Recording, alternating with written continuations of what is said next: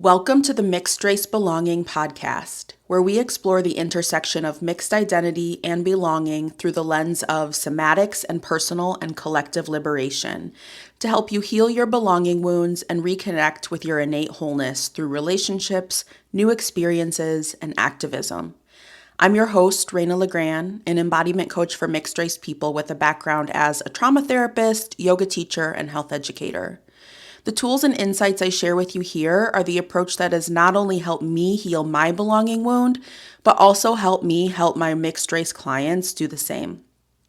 We all need something good to belong to right now. Relationships and spaces where we feel safe, held, seen, heard, and dignified. Thanks for being here, and let's get started with today's show. Okay,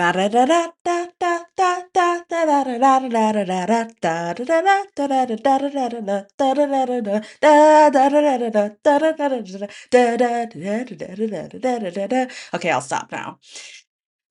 Welcome back to the show. I had to throw in a little intro music because I was just interviewing my friend, colleague, mentor, um, and fan, Maribel Ramirez. And they were saying, "Oh, I love your intro music so much." And I realized, I feel like I'm kind of just doing it now and then. So I just wanted to bring it back, for the fans. Had to do it for the fans. So you're going to get to hear that interview here in a moment, and I just want to kind of do some introduction stuff before we get into that. So if you've been listening along, you know a couple things. You know that I am holding a free experiential workshop. It's 90 minutes on Tuesday, February 24th from 5:30 to 7 p.m. Eastern Time called The Belonging Blueprint. And this is a workshop where you're going to learn some fundamental somatic skills for feeling safe and secure in your body as a mixed person, even if you've never actually truly felt held anywhere. And this workshop is actually an introduction to a longer program that starts on March 15th called Belonging Building Blocks, which is an 11-week group program. It's virtual for mixed people where you will learn even more somatic skills for feeling grounded, held, and at home in your body everywhere you go. And as part of that program, in week 3 of the program, I am having Maribel come in and talk about her indigenous attachment model, which is really aligned with the content that I already include in the program, but I think Maribel's wisdom takes it to another level. And so in this podcast, you'll hear them talk about the indigenous attachment model, and we talk a lot as well about how what we do in belonging building blocks kind of overlaps with that model, the somatic work that we do that it just really kind of fits right in with that model. I really could have talked to Maribel for so many more hours about all of this, and I'm sure many of you will be listening like, "Ooh, yes, yes, yes," snapping, nodding your head, feeling the resonance. And so if this is a conversation that you want to be in with us, then you can sign up for Belonging Building Blocks and join us for that conversation on March 29th. Registration for Belonging Building Blocks will open on Tuesday, February 24th, the same day as the workshop, and registration will be open for 2 weeks from the 24th of February through the 10th of March. So without further ado, let's get into the interview with Maribel. I can't wait to hear how this lands for you all, and I can't wait to see you in the Belonging Blueprint workshop on the 24th. Hello, everyone. Welcome back to the podcast. Today, I'm really excited to have Maribel Ramirez with us to talk about her work as a therapist and healer and belonging expert as well. Maribel, do you want to sort of introduce yourself a little bit more? Sure. First of all, Reina, I just want to thank you for inviting me on your podcast. I am a fan and I just love the work that you're doing with mixed race folks. It's so needed out in the world. And I just want to say that I just love your intro music. It's my favorite of any podcast I have ever heard. Um, That's funny. so Sometimes I do it and sometimes I forget. So it's good to have the encouragement to keep it going. it's so good. Um, okay, so my name is Maribel Ramirez, and I am uh, a settler on the lands of the Kalapuya, Yonkala, Southern Malala, Lower Kuich, and Cow Creek bands of Umpqua.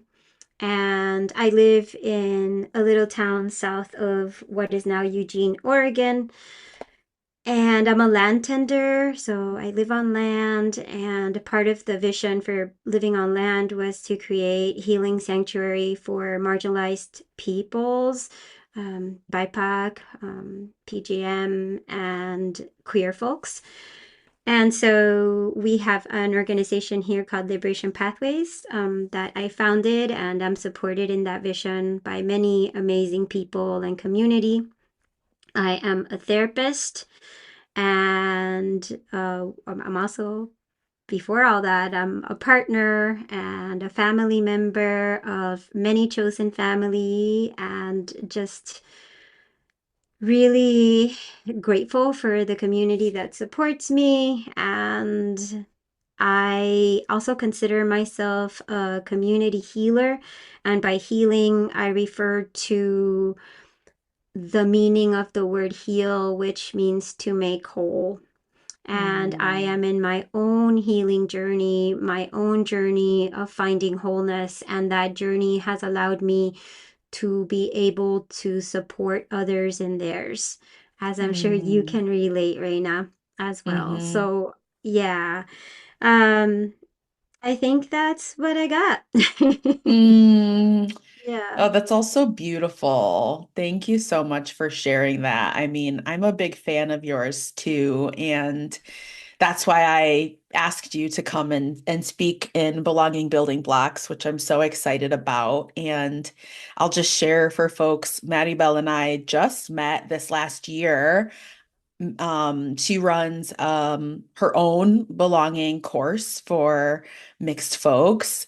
And I saw an ad for it on Facebook, and I was like, oh my God, somebody's doing the same thing that I'm doing. I need to connect with them.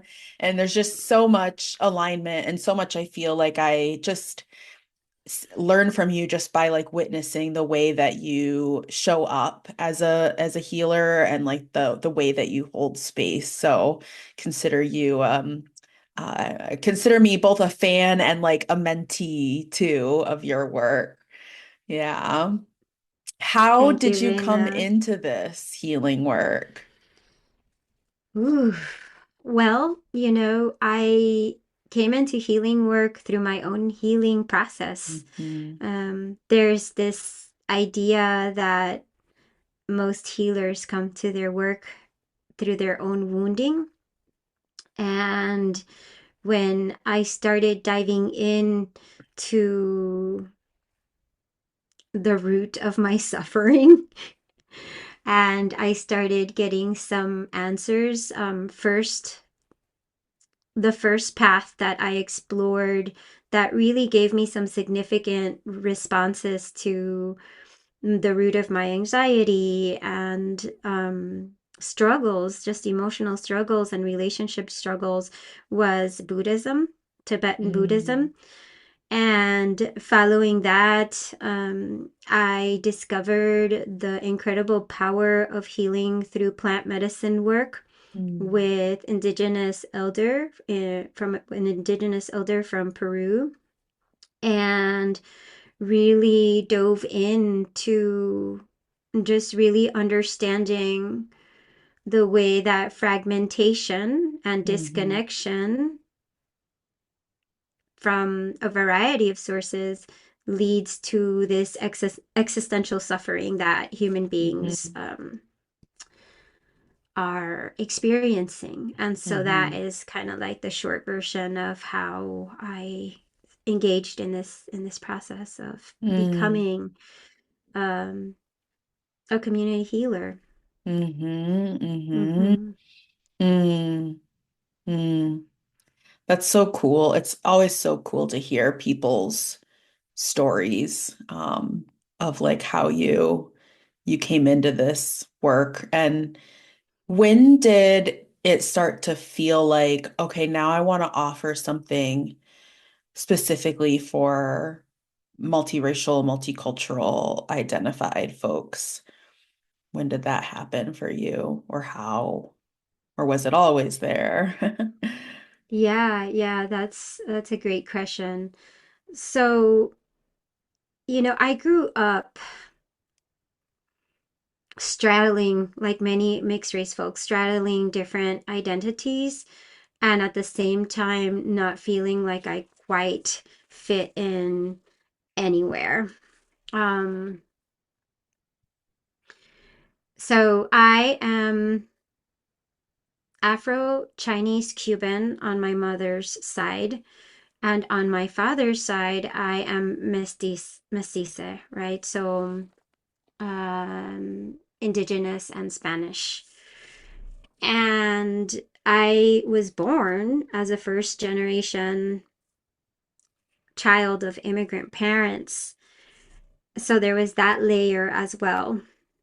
So I've got parents from two different cultures because even though they are both from the global south, they are both culturally different. Hmm. And so I didn't quite fit in on my mother's culture, which was already very mixed. And Hmm. I didn't fit in within my father's culture, which was already very mixed. Hmm. Um, and I didn't quite fit in the American culture either. Hmm. So there's always been this kind of like, well, what am I? Where do I fit? And when I moved to Oregon in 2016, that was compounded Hmm. because I all of a sudden looked around and I wasn't seeing a lot of people of color. I was born and raised in Hmm. Miami, Florida, right? And I wasn't seeing a lot of people of color. And so that idea of belonging and finding belonging just kind of exacerbated when I moved to this part of the world. And I moved to this part of the world because I wanted to be in nature. I wanted Hmm. to not be in a city. I wanted to be around mountains and rivers and streams and, beautiful landscapes and waterfalls. And the price that came with that was the loss of diversity. Mm-hmm. I feel that Hmm. like trade-off that so many of us have to make in modernity right now. That's right. Hmm. That's right. So that's kind of, and so, when I started noticing, I'm like, oh, I'm probably not the only person that feels this way, right? Hmm. I eventually did start identifying community of color, and Hmm.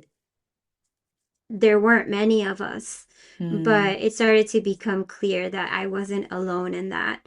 Hmm. And then it also started to become clear that the way that we heal is very limited, in that we are trying to heal in a little room with one other person.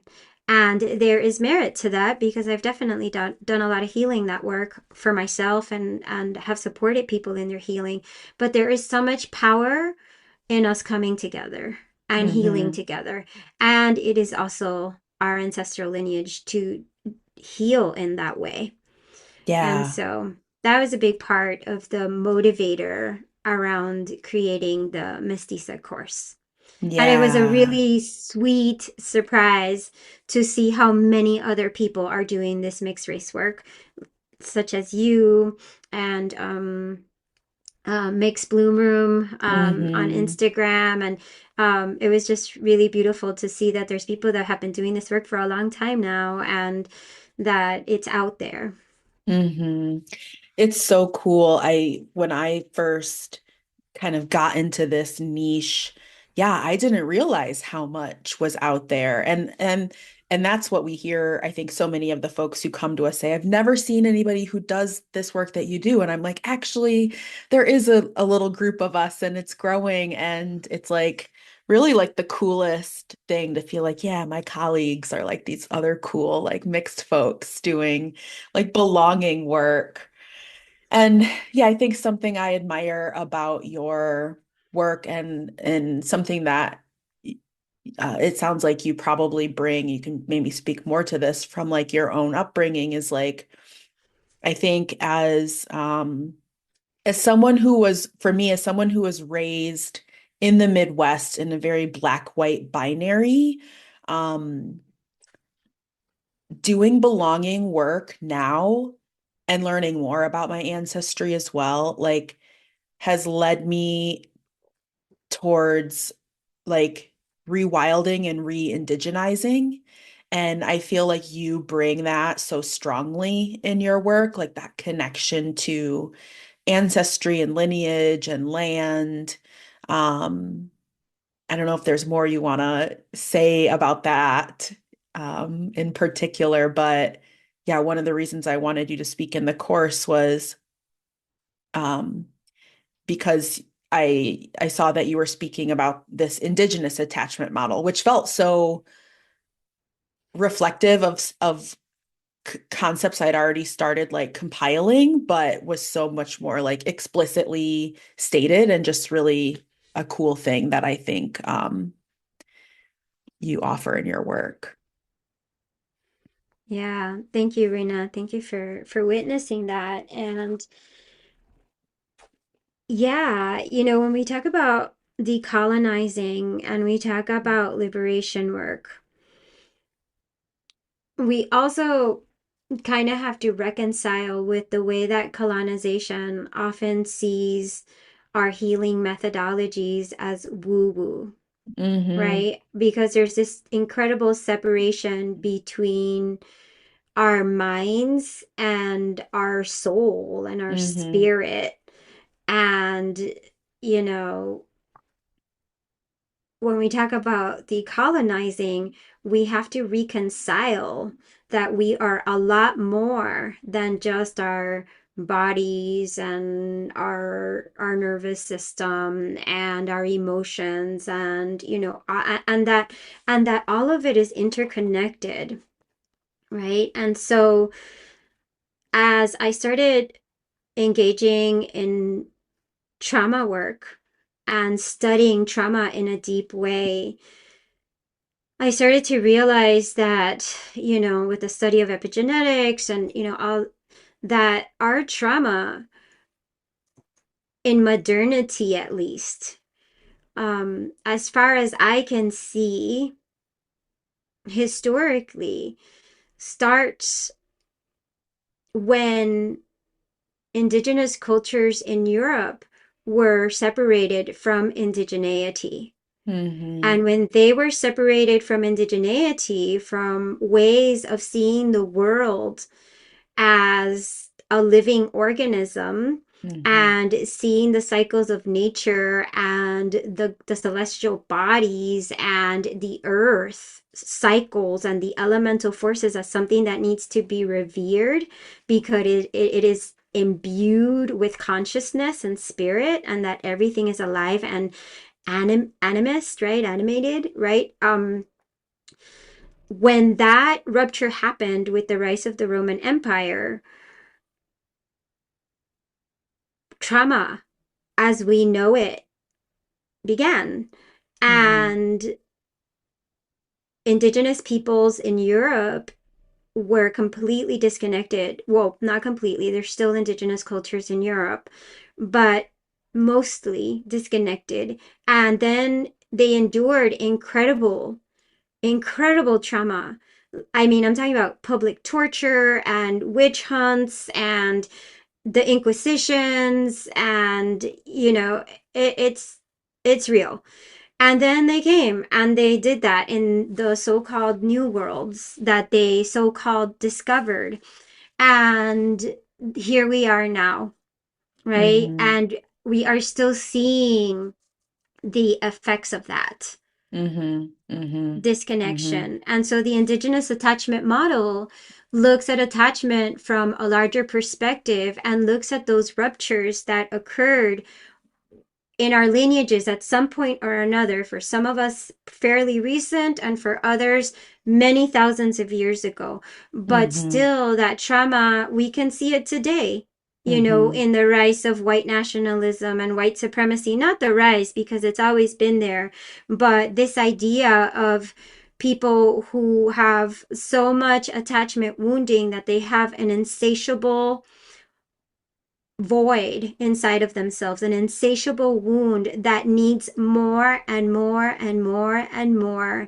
And so, if we look at slavery and we look at the ICE detention centers, we see the common thread of beings that need so much profit, right? And Mhm. that brings us into capitalism, right? Beings that need more and more and more and more and more. Like, how many trillions of dollars Mhm. does a person need in order to be Mhm. okay, right? Mhm.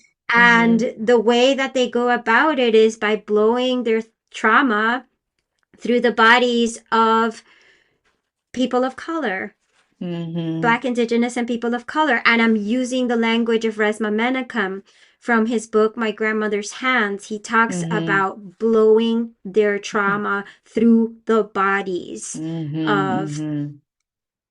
Black, Indigenous, and people of color, right? Mhm. And it is rooted in that trauma. Mhm. So the Indigenous attachment model starts to look at all that.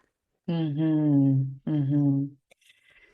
Oh, yeah, just as you're talking, my soul is like, yes, yes, yes, like so clearly stated. And I just want to define too for people who are listening and might not know, attachment theory is a psychological concept about how we build bonds and um, build like our emotional capacity to like attune and with our primary caregivers early in life. And I think there's been more and more discussion over the last 10 or 15 years around how attachment actually isn't something that only happens in the concept of an infant and caregiver or like a primary family unit. And you're really taking that to the next level in extrapolating out to like land and yeah, other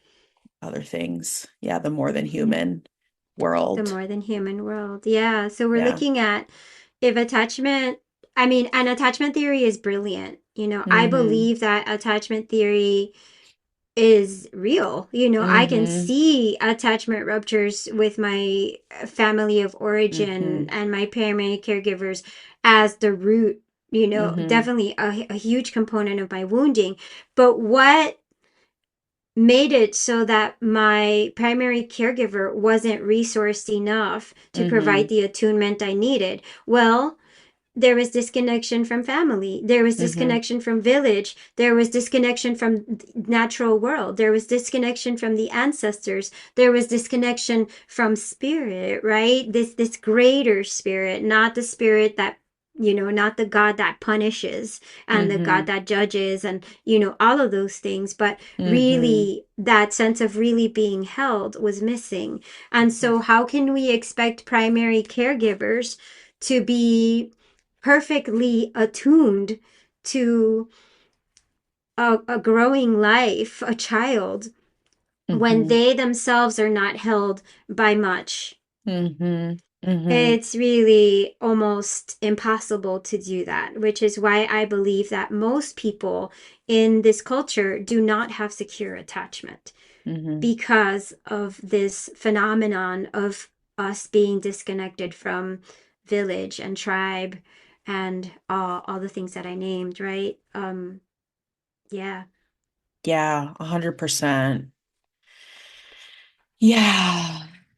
Yeah, I mean, I'm just thinking about as a therapist, sometimes folks, when we start to talk about family of origin, I think I mean I've experienced this in session, but I also feel like I've just heard this from other therapists and clients that sometimes clients will um, feel kind of like, well, why are we talking about my family? Like things weren't that bad for me growing up, right?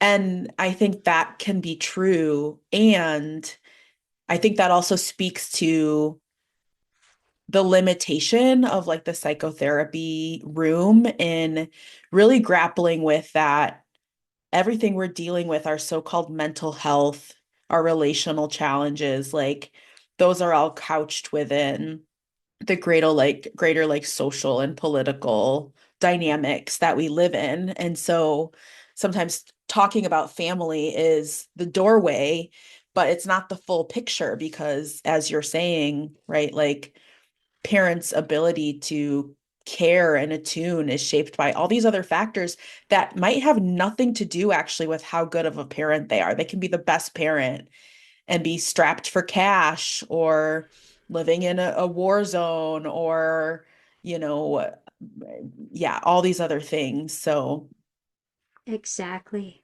yeah, Exactly. we've got Yeah. to like think You know, larger. Yeah. that's right. That's right. Gabor Mate, that I'm like a big Gabor Mate fan. Yeah. And I did a year-long course with him that I highly recommend for anybody who's a therapist or even naturopath and life coaches are able to take these courses. This course, it's called Compassionate Inquiry, which looks at the Hmm. model that he utilizes for working with people, and it's brilliant and it's very effective. And he says if somebody comes and they tell you that everything's okay because they had a happy childhood, that is a red flag. If somebody Mm. comes and tells you that they can't remember their childhood, Hmm. that is a red flag. There is something there, right? Because Hmm. we develop protective mechanisms that kind of tell us, yeah, well, everything's been okay, right? But why am I having these symptoms? Why am I having these struggles then?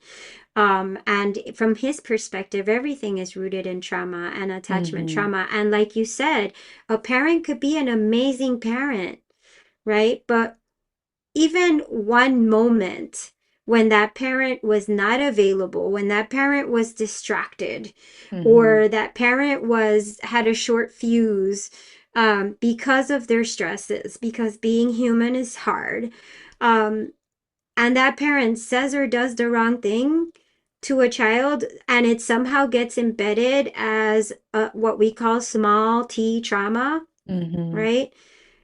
There's an attachment rupture right there, Hmm. right? Hmm. A child comes home from school and has been, bullied, and the mother is or the parent is really stressed out and really busy, and the child doesn't feel like they can share the experience with their parent because their parent doesn't have the capacity. Hmm. Boom, right then and there, Hmm. the child has to deal with a really huge pain alone, and that creates a wound. And Yeah. so it's as simple as that. It's not really, it's not about blaming parents. Yeah. It's never about blaming our parents. It's about where does it come from? Where did it start? Totally.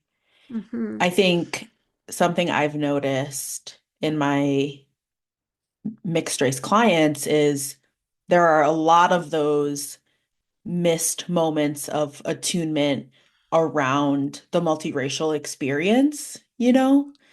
Yes. Like there's such a sense of not being held in like your mixed race-ness and mixed race experience by your parents because sometimes they just don't know what to look for that's like causing the stress. Sometimes they don't know what to say.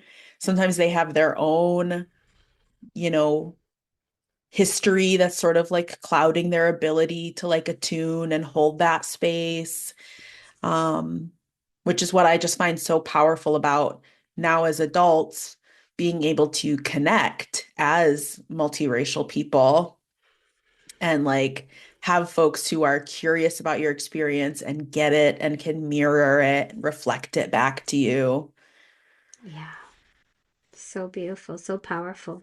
Absolutely. Hmm. Absolutely. 100%. Hmm. Hmm. I also just want to go back for a moment and reflect around something you said about just when you were speaking about like the history of trauma and um, the creation of like whiteness and like wanting more and more and more. Part of what we explore in belonging building blocks is this somatic um, framework around attachment called the relational movement cycle. And the relational movements are yield, push, reach, grasp, pull, and then release. And I actually like I had discovered this cycle. It was sort of like serendipitous, like it came to me in a few different ways, you know. One of which was also learning from a friend of mine, Marika Heinrichs, who's a white anti-racist somatic practitioner and does work around belonging with white folks. And and so she talks a lot in her work about how white folks somatically, relationally orient to land and objects and other people, right? It's like a lot of like reach, grasp, pull, like taking, taking, taking.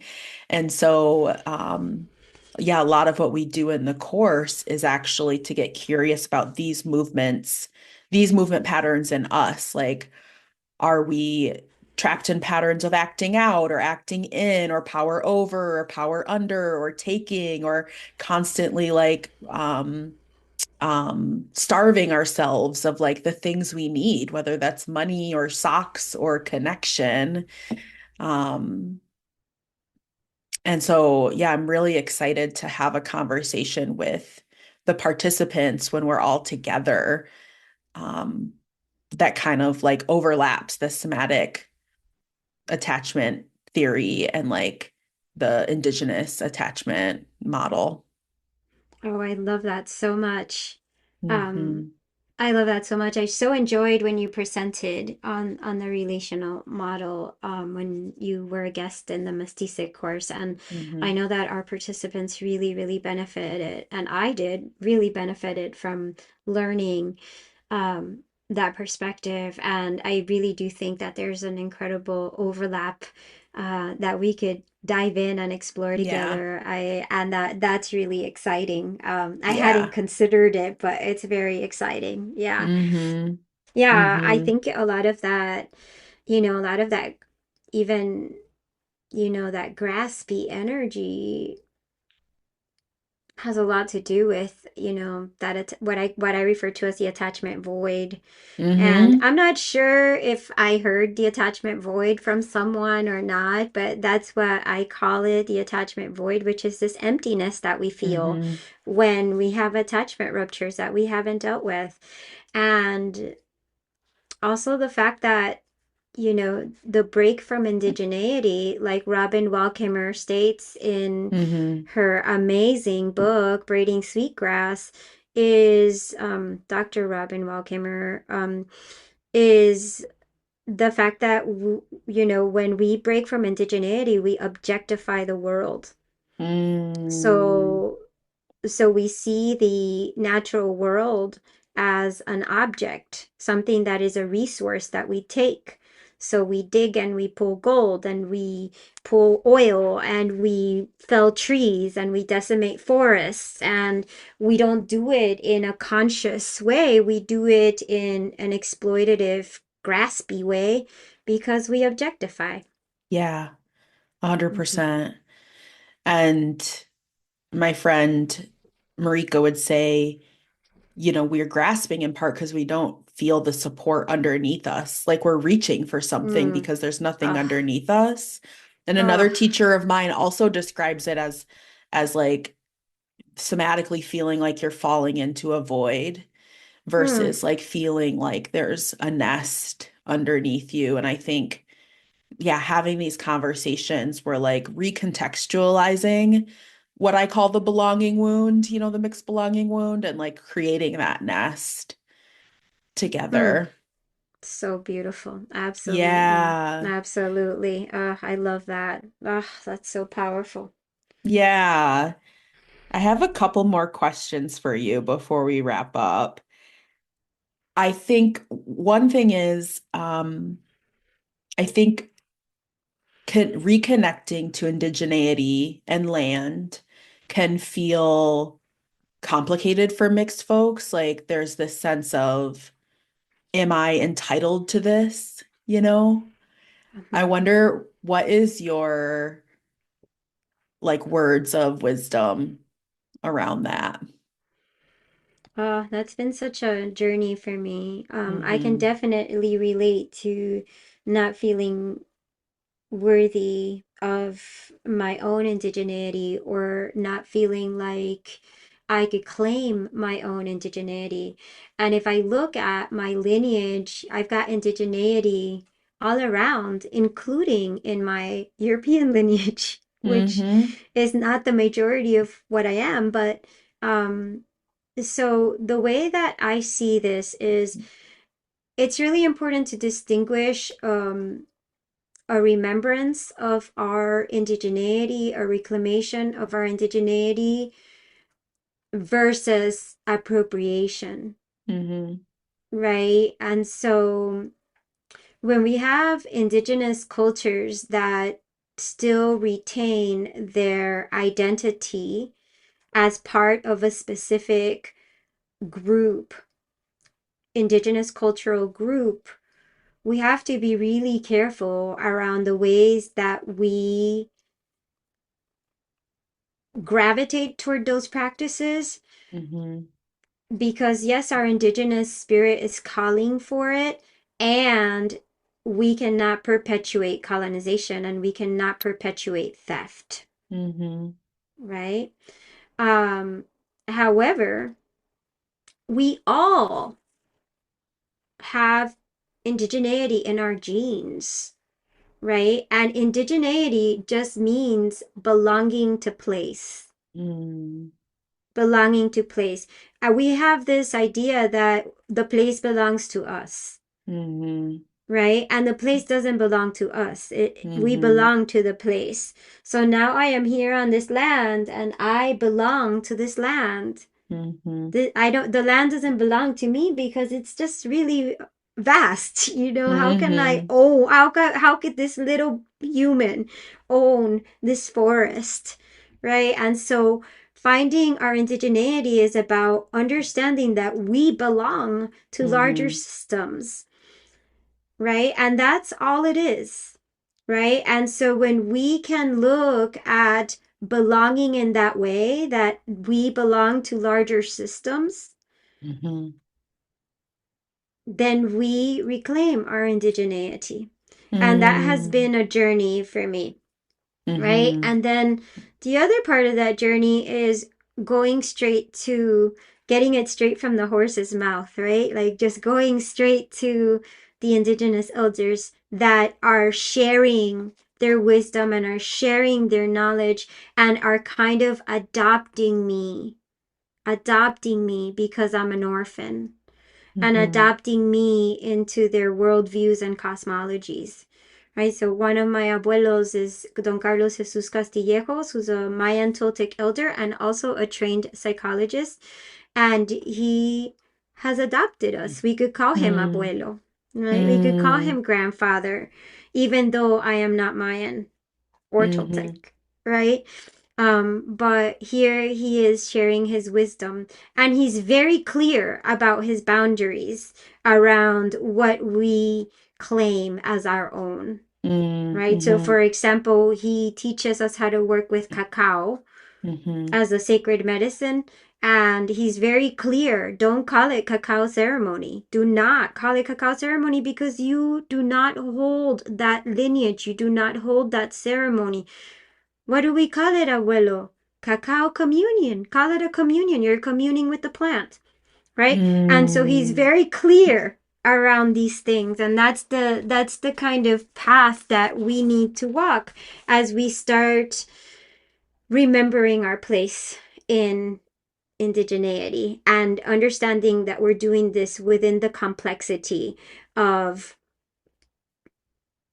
colonization and cultural erasure. Mm-hmm. Yeah. Mm-hmm. Mm.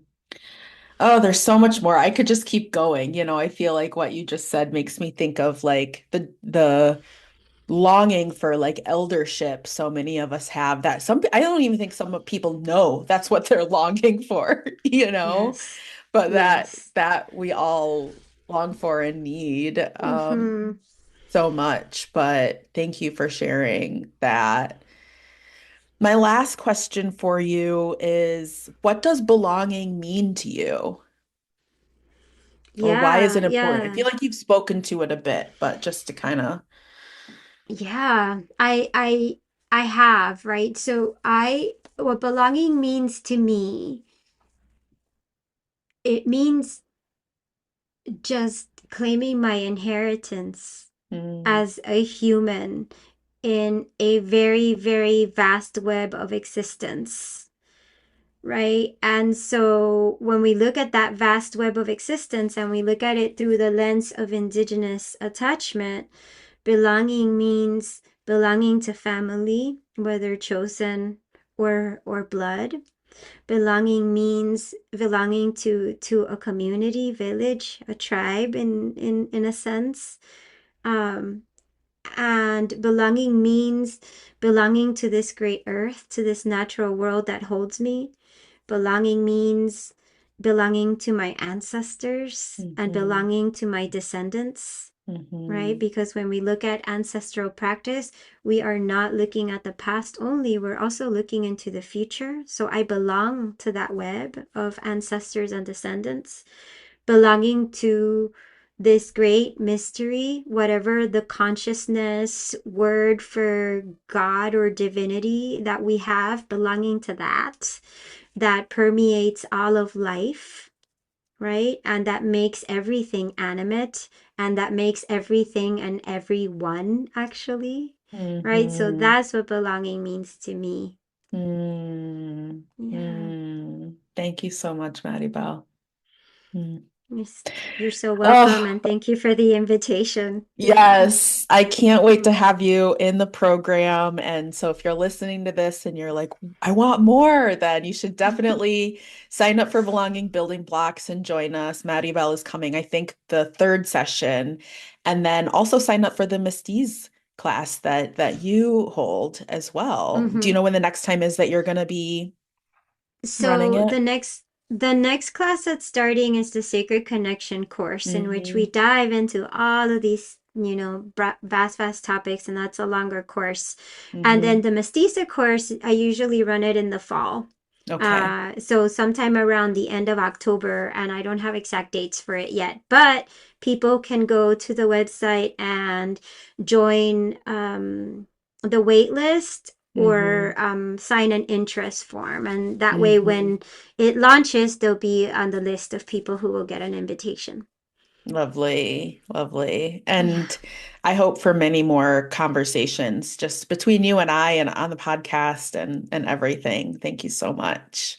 Likewise, Reina. Thank you for the work you're doing and Yeah. for just spreading your wisdom and your journey in the world. There's so many mixed race people, and there will be more.